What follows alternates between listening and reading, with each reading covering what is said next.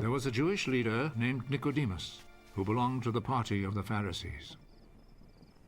One night, he went to Jesus. Rabbi, we know that you are a teacher sent by God. No one could perform the miracles you are doing unless God were with him. I am telling you the truth. No one can see the kingdom of God without being born again. How can a grown man be born again? He certainly cannot enter his mother's womb and be born a second time. I am telling you the truth. No one can enter the kingdom of God without being born of water and the Spirit. A person is born physically of human parents, but is born spiritually of the Spirit.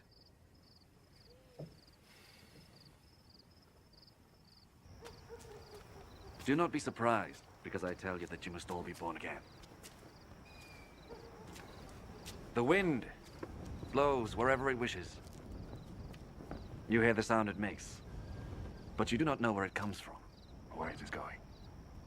It is like that with everyone who is born of the Spirit. How can this be?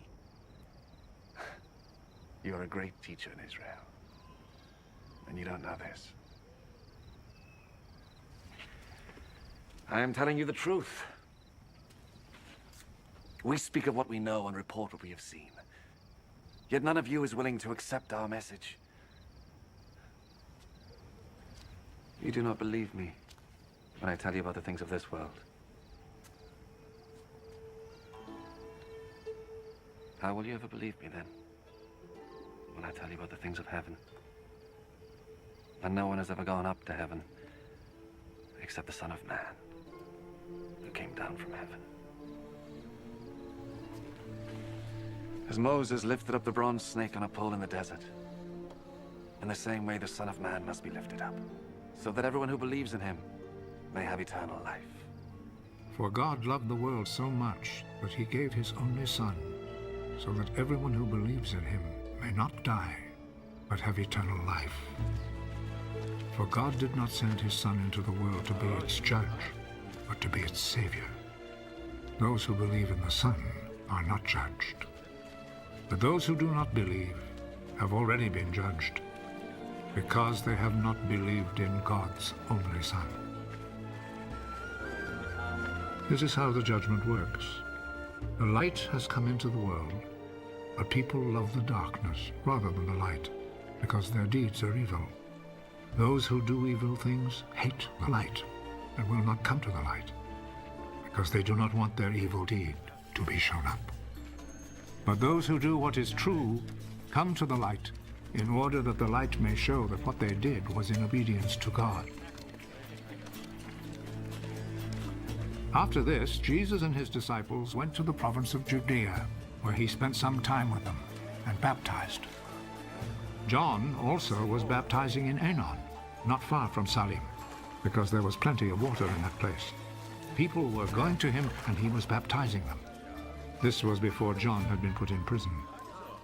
Some of John's disciples began arguing with a Jew about the matter of ritual washing.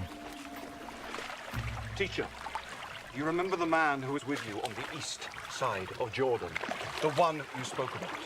Well, he is baptizing now, and everyone's going to him. No one can have anything unless God gives it. You yourselves are my witnesses that I said, I am not the Messiah, but I've been sent ahead of him.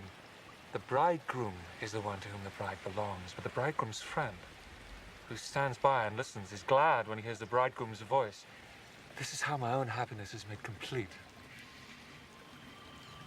He must become more important, while I become less important. He who comes from above is greater than all. He who is from the earth belongs to the earth and speaks about earthly matters, but he who comes from heaven is above all. He tells what he has seen and heard, yet no one accepts his message. But whoever accepts his message confirms by this that God is truthful. The one whom God has sent speaks God's words, because God gives him the fullness of his Spirit. The Father loves his Son and has put everything in his power. Whoever believes in the Son has eternal life. Whoever disobeys the Son will not have life, but will remain under God's punishment.